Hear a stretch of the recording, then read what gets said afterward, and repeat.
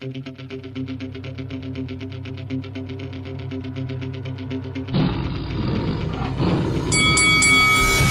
is Carl the Cobra Frutch, and you're watching Lights Out.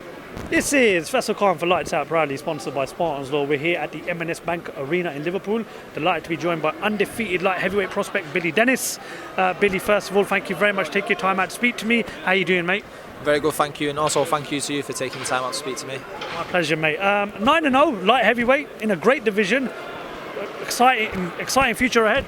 Yeah, definitely, I'm glad I'm in a division like this. It's booming at the moment, just had Smith and Beterbiev, so it's booming on the world level and it's booming on the domestic level too. So you've got Boatsy and Deniz in a few weeks, everything's booming. It's a good division to be in. I've spoken to your manager Kevin Marie, a guy that I respect a lot because I respect how he builds his stable, how active he keeps his fighters. So yeah, in terms of plans for 2024, what can we expect from you and what are you hoping to achieve in 2024? I had a good 6 month out last year, so the key this year is just to get active, get some fights under my, get some rounds under my belt. I've just come back from sparring and Billy, who fought on the Beterbiev Smith undercard, so I'm raring to go now. I'm ready. I want to get a good four or five fights in this year and get in that rankings, get high up in the rankings, and maybe chase for some at the end of the year.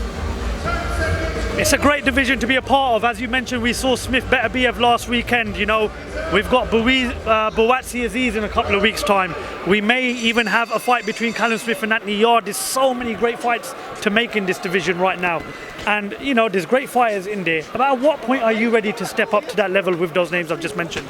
Listen, I've got a great team around me. I'm at Joe Gallagher's gym, Champs Camp. I've got Kevin Marie as my manager, and I'm just like... I'll just do what they say, I'm ready, I'll fight whoever, whenever. Tomorrow I'll fight Callum Smith, tomorrow I'll fight Beterbiev, tomorrow I'll fight anyone tomorrow, I've come from a kickboxing background, we're as game as you come, so whoever wants it can have it, really. But when I'm ready, I'll step up and I'll be there, I'll be ready for it. I love that line, whoever wants it can have it, great line. But as I said, there are a number of great fights to be made in this division right now. Have you reached out to any of the fighters at that sort of level and tried to get in a fight, maybe against someone like a Shakan Pitters, maybe? No, like I said, I was hoping last year I'd have a bit of a busy year and, maybe push for like a central area, maybe English title at light heavy, but something happened, things happen in the boxing, so hopefully by the end of this year I'll get a good few fights in and then we can start pushing for things. Like I said, I've got massive respect for Kevin Marie because I love how he manages the stable. What is it that, makes Kevin brilliant at his job, and what is it that you've learned from him as well in terms of you and him working closely together? You know what, Kevin has the fighter's best interest, when you're with Kevin, he doesn't just look at that fight, he's planning for the next 5 fights and what there's an end result with Kevin, Kevin's got a plan, it pays off, like I've seen with many people like Callum Simpson and other people like that, so I trust in Kevin, I've seen him work with Jack Massey for years and all the rest of people, so like you said yourself, I respect Kevin and I respect his planning and we're going to go far. It's a big year for British boxing. And obviously some of our British guys have got big fights. We'll start off talking about Anthony Joshua putting a great performance against Otto Wallin. It was like watching the old AJ, but now he's chosen to fight Francis Ngannou. What's your thoughts on his choice to fight Francis Ngannou next? And would you have rather have seen him take that fight with Deontay Wilder or maybe even a Zhilei Zhang?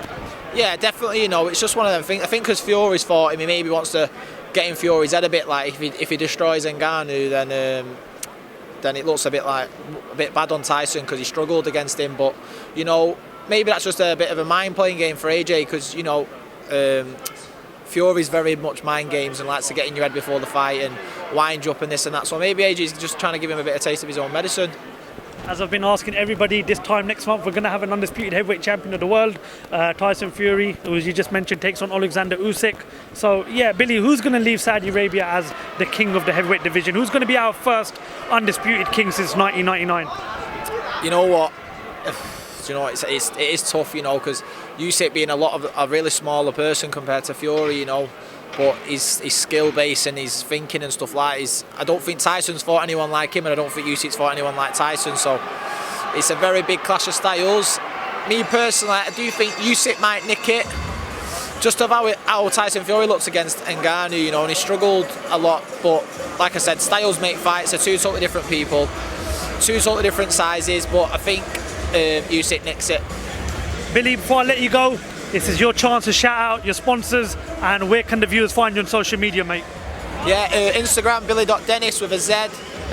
Big shout out to our sponsors, Base Security, Josh Thomas Accounting, Primal Sports, Milton Scaffolding, Trap Packs, Susie Wong who makes the kits, you know, Box Smart who makes all my t-shirts, Champs Camp, Joe Gallagher's Gym and Kevin Murray. Top man, lots of sponsors. That's brilliant for you, mate. Thank you very much for your time, Billy. Really appreciate it. Best of luck going into 2024, and I look forward to speaking to you in the near future. Thank you, mate. Take care, yeah.